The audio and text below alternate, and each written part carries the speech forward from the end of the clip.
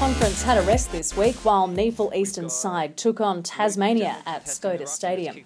The Tasmanian side looked stronger from the start, leading by 12 at the first change, but the scoreboard didn't reflect the efforts of the Eastern boys leading the clearances. The Eastern side managed just one goal in both the first and second quarters, while Tasmania scored 6 by half-time. Tasmania held on to the lead, up by 42 at three-quarter time and winning by 40 in the end. The Tasmanian side had some strong forwards, with Mitchell Thorpe no match for the Eastern defence. He booted 6 goals. Sonny Whiting and Bart McCulloch scored 3 each. While for the Eastern side, Josh Bennett was a great option up forward. He scored a respectable 4 goals, with Andrew Dess and William Griggs scoring 2 each. Kane Stevens had a great game. He was the best of the Eastern bunch, with John Van Meurs and Matthew O'Dwyer also performing well.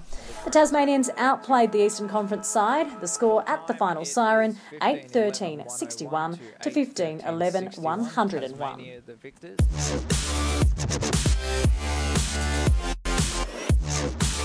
The Gold Coast Suns have enjoyed a win over the Sydney Swans reserves, handing the Swans their second loss of the season. The Suns held a 4-point lead at quarter time and had a strong second quarter, booting 3 more goals while letting the Swans get just one major past them, with the Gold Coast holding a 19-point lead at the main break. The Swans fought back in the third, scoring 3 goals, while the Suns managed just one major with 2 one-pointers. Going into the final stanza with a 6-point lead, the Suns continued the fight with 3 goals and the Swans managed just one more major. The Suns welcomed Carmichael Hunt back into the side. He was strong in the middle with Mav Weller, Jared Brennan and Jack Martin, but 19-year-old Henry Shade suffered an ankle injury and had to be stretchered off. Andrew Boston was the game's top scorer. He booted 4 for the Gold Coast, with Stephen May kicking 2, while Tim Membry was the only Swans player to slot more than one major. He managed 2, while 5 other Swans players got on the goal card. Jack Martin, Andrew Boston and Jared Brennan were the standout players for the Suns, with Jed Lamb, Jake Lloyd and Harry Cunningham best for the Swans. The Swans were without a couple of big names and the Suns are showing great form. They took the win 10-10-70 to 7-8-50.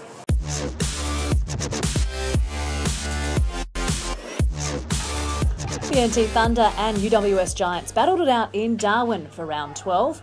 The home side held the lead at the first break, scoring 4 goals, 3 to the Giants' 3 goals, 4. The Giants stepped up their defence in the second half, allowing the Thunder to score 1 more goal while they registered 5 behinds. The Giants, on the other hand, scored 3 goals. They could have held a bigger lead but had 11 behinds at half-time. The Giants kept the momentum going, extending the lead to 29 points at three-quarter time to storm home with a 46-point win. The Thunder performed well considering they were missing some key players, including the in-form Erin Walsley-Black. Darren Ewing booted 5 goals for the Thunder, with Philip Wills named best for the NT. Dean Staunton had another great game as well, with Cameron Illick also among the best. The Thunder will be looking to return to the winners list when they take on Mount Gravatt, while the Giants have a tough match against the Gold Coast Suns. The Giants took the round 12 win in the end, 10-14-74 to 17-18-120.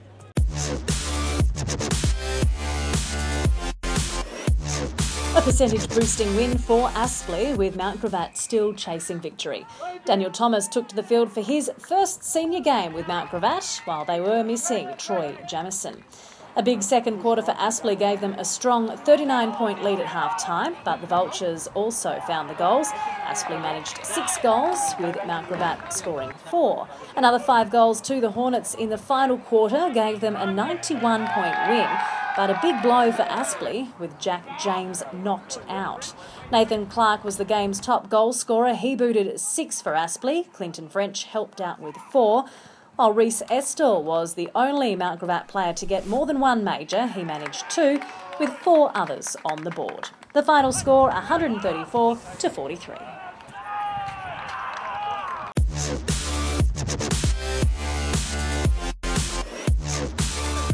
Broadbeach have managed a confidence-boosting home ground win over Redland in wet conditions. It was a close contest from start to finish. The Cats held a 4-point lead at the first break after scoring 3-2 to the Bombers 2-4. Broadbeach booted another 4 majors after the break. Bad looking kick. Has it got enough penetration? It has. It cleared the pack. With Redland scoring 3. Now for another set shot. He's got booming. Yes, Roost on him straight over the goal umpire's head. Redland won the third quarter, proving a real threat going into the final quarter up by 2 points. But a determined Broadbeach outfit continued to play hard. He's got time to snapshot at goal. Close to the goals and bounces through. And the Cats are in front. In the end, taking the 10-point win after a 5-goal fourth quarter. Broadbeach shared the scoring around with Joshua Clark, Nathan Quick, Nicholas Scott, Rory Walton and Nicholas Burton, all booting 2 majors. Stephen Gartner slotted 4 for Redland, with Zane Pringle and Josh Pullman scoring 2 each. Luke Shreve, Nicholas Scott and Rory Walton were the standouts for Broadbeach, while Daniel Zufer, Matthew Thompson and Stephen Gartner played well for Redland. The Cats' win proves they're still in finals contention, ending Redland's 3-game winning streak. The final score 13-8-86 to 11-10-76.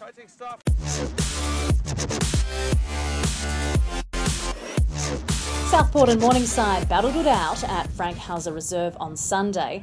A slow start for both sides, with Southport up 14-6 at the first change. Morningside looked as though they were going to take the match. They scored 4 goals in the second quarter and kept the Sharks quiet. They managed just 1 goal. The Panthers held a 16-point lead at the main break and were in front at 3-quarter time, but the Sharks started their comeback, winning the third, reigning in the lead from 16 points to just 5 at 3-quarter time. The Sharks kept the momentum going, scoring 4 goals in the second and third quarters, limiting Morningside to 1 goal in the fourth. More reason to celebrate the win, with David James marking his 200th game with the club. Southport will be looking to play the full 4 quarters when they head west to take on a strong Claremont side in Perth for the Foxtel Cup, while Morningside will be pleased with their efforts and looking to lift some more. The Sharks ended up working hard for the win, 11-9-75 to 8-11-59. The Brisbane Lions remain on top of the Northern Conference ladder with a good percentage. Southport sits second. They've managed 8 wins this season. Aspley and the Gold Coast Suns follow, with Morningside rounding out the top 5 on 20 points. Redland, NT Thunder and Broadbeach aren't far behind. Labrador sit 9th, followed by Mount Gravatt in 10th. Looking at the Eastern Conference ladder, Sydney Swans are still on top, now with 2 losses.